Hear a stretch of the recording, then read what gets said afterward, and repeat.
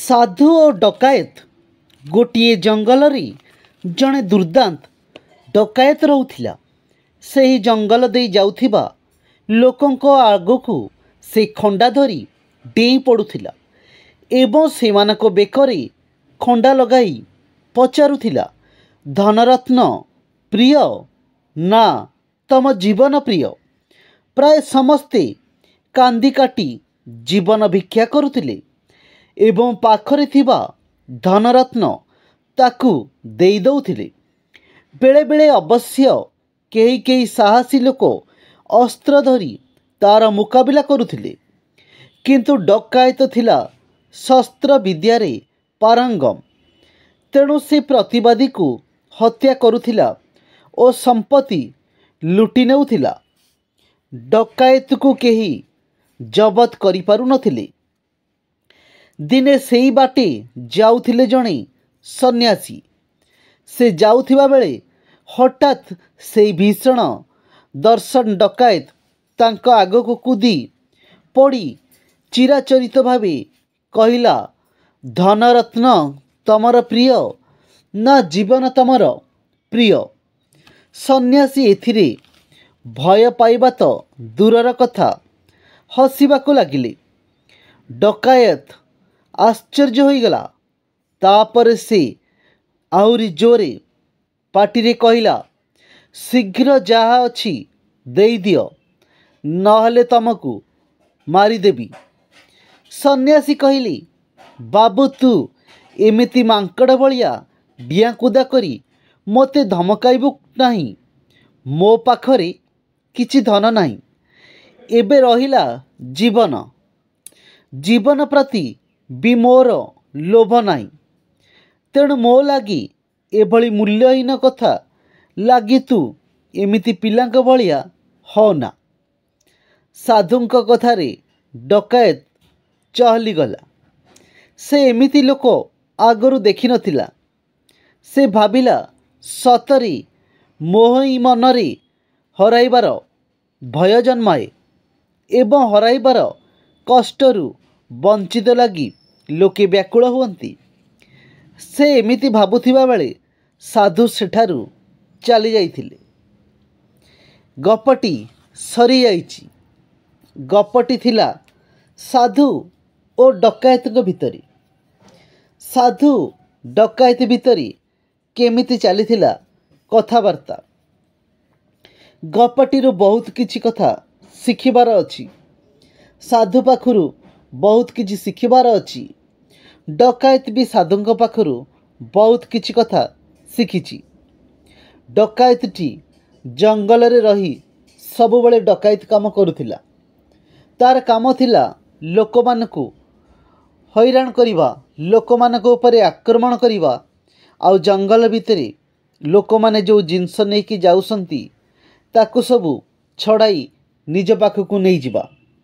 से जंगल बाटे जेते सबु लोक जानती समस्तंकु डाकुटी हैरान कले। समस्तंकु पचारे, तमर धन दरकार ना तमर जीवन दरकार। बहुत लोक बहुत हैरान हुअंती। आउ किछि किछि लोक भी डाकू साथी लड़ाई करती, किंतु लड़ाई रे हारी जाती। कारण डाकुर तो पेशा लोकों को डराइबा। डाकुटा भी अस्त्र शस्त्र रे किछि पारंगम अछि। तेणु लोक माने डरिकी डाकू को सबु धन संपत्ति देई दियंती। लोक माने मन दुखरे फेरी जाती। जेते प्रतिवाद को कले भी किछि लाभ नहीं। से समस्तिंकर संपत्ति लुटि नहीं जाउतिला। दिनकर घटना। डकायतटी जंगल रे जगिची किए आसीबो बोली, किंतु हठात देखिला गोटे सन्यासीटे आसुचंती। से डकायत टी सन्यासी आगुकू डेई पड़िला। कहिला जेमती पूर्वरु तांको कुए याकू भी कहिला, तमर धन दरकार ना जीवन दरकार। सन्यासी किंतु भय कले नाई। सन्यासी इर जीवन को भी तांकर डर नाही कि किछि धनरत्न भी निज पाखेरे नाई। से डरिबे काईंकी। सन्यासी जनक जेतेबेले डाकुर कथा को शुणिसंती से हसी हसी कहवाकू लगिले, किंतु तांको हस देखी डाकू आश्चर्य हो गला। कहला अरे ये लोक तो कहीं मो कथारे डरिलानी।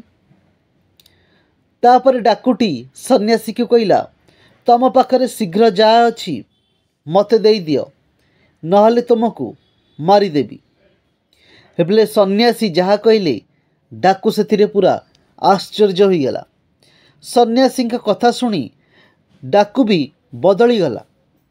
सन्यासी कहले अरे बाबू तू एमिति मांकड़ भलिया डिया कुदा करी मते धमकाउचु काहींकी काहींकी मते धमकाउचु? मो पाखरे तो किछि ही धन नाई। एबे रहिला मो जीवन कथा, जीवन प्रति भी मोर लोभ नाई। सन्यासींकर एई दीपद कथा डाकू को बदलाई देथिला। सन्यासींकर एई दीपद कथा प्रथम कथा थिला बाबूरे मु काईंकी मांकड़ भली डिया कुदा मारिकी मते धमकाउचु? मु डरिबा लोक नुह। कहीं प्रथम कथा हूँ जीवन प्रति मोर लोभ नहीं। आ सेकेंड कथा हूँ मो पाखरे किछि मूल्यवान जिनस नहीं। तेणु मो लगी एभली मूल्यहीन कथा लगी तू एमिति पिलांक भलिया होना। साधुंकर एई कथा डकायत को बदलाई देथिला। साधुंक कथारे डकायत भी बदली गला। से एमिति लोक आगरू देखि नथिला। से भाबिथिला सतरी, डाकू भाबिथिला सतरी मोह ही मनरे हराइबार भय जन्माए। किछि जिनस धनरत्न नेइकी जाउसंती, जदि तम पाखरे से धनरत्न प्रति लोभ अछि ताले हराइबार डर अछि, ताले सेई जिनस ही तुमको मनरे भय जन्माए एवं हराइबार कष्टरू बंचिबा लागी लोके व्याकुल हुअन्ति। हराइबार कष्टरू बंचिबा लागी लोके व्याकुल हुअन्ति। से एमिति भाबु थिबा बेले साधु सेठारू चलीगले। ए गपटी आमे बहुत किछि शिखिले। ताले जीवन रे किए बड़ साधु ना डकायत? डकायत तो सबुबले समस्तिंक पाखरु लुटुथिला, किंतु से साधुंकर दीपद कथारे बदली गला। तेणु जीवन रे जदि साधुंक कथारे मानिबा ताले निश्चय आमे दुनिया को बदले दे परिबा।